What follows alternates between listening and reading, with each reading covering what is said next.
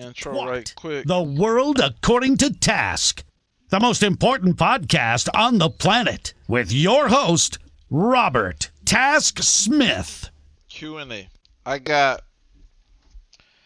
a question from a viewer, and they say this: I want to get involved with stocks. What do you think about those apps like Acorn and Robinhood? I haven't seen any of your stock videos, but you want me to watch Stock Market Explained on Netflix, right? So first, Kevy Kev, yes, I want you to watch Stock Market Explained on Netflix. I want you to go watch it right now. Go to my page and watch it, or I'll add it to the comment that you just left, and I want you to watch that. That's going to explain the basics to you. And that's all you really need, in my personal opinion. You need that. You listen to this show, and you'll be all right. But in regards to the apps, OneFly, what do you think about Acorn and Robinhood apps? I don't use them just because I have always used, I think I started with Scottrade and then they merged with the Ameritrade. So I never used the Robinhood or the, Acorns. Acorns, I think a couple people have sent me that trying to get me to sign up so they get $5 or something like that. But I've just, you use what you got. That's what I use. And as far as like rolling over my cents into stocks, that to me really isn't going to do it. I think that's how Acorn works. Cents into stocks. What? Yeah. They buy you fractions of shares. Yeah, it buys you a fraction of a share.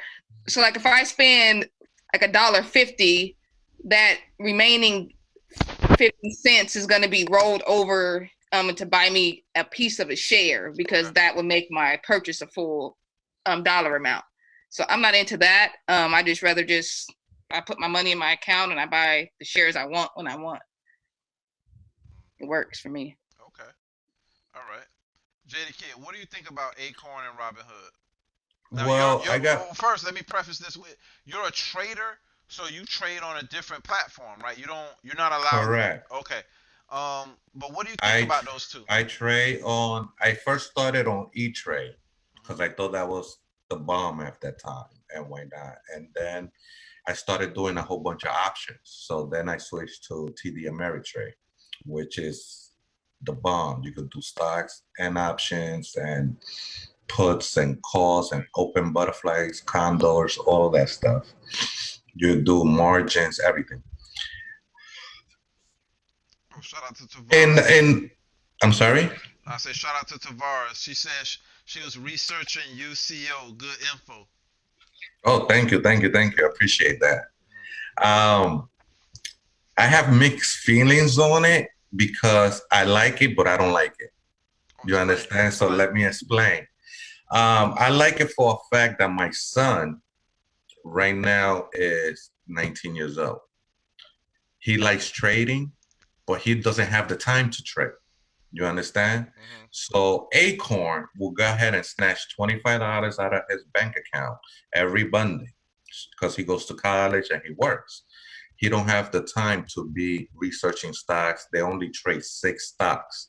So any amount of money that you put is going on those 6 stocks, which are good stocks like JNK, VOO, VO, good solid stocks. The only problem is that they buy it at whatever price, whatever. So let's say, I know it's just cents and whatever, but let's say I put an order for Netflix at $500. They will come and buy it at 504 or 505 because they got a certain deal with the company, because they don't, every time you buy and sell, you're supposed to automatically have money put away for the buy and sell.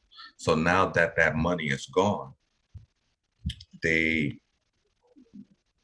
charge you a little bit more for the stock, and they still purchase the stock, but you don't pay the trading fee, right? That's the other good thing about TD Ameritrade.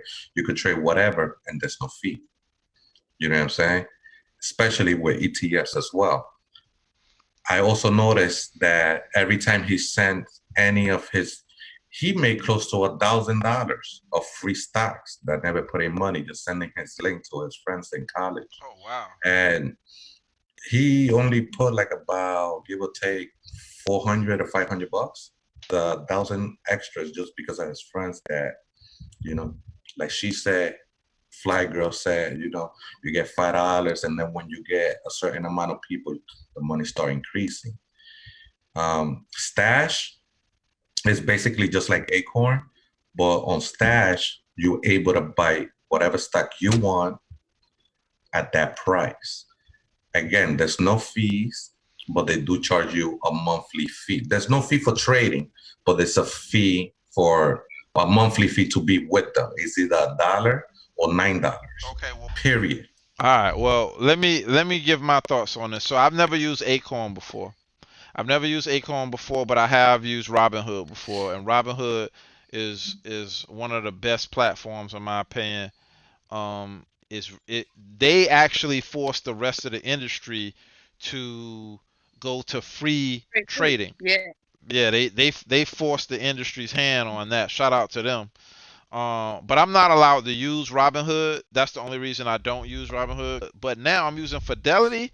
I'm pretty happy with Fidelity. Like I can buy fractions of shares, and I have access to everything I need. And their research is Phenomenal. Just like TD Ameritrade. yeah, Think or swim. yeah, they're pretty good. I like them. But I don't use them as my main thing for my research and my like flow of my research though. But the reason I don't like it, to tell you the truth, Hmm. is because let's say you see how I got my son on Acorn Hmm. and and myself, I went on Stash to try it out, Uh you huh. know. Uh huh.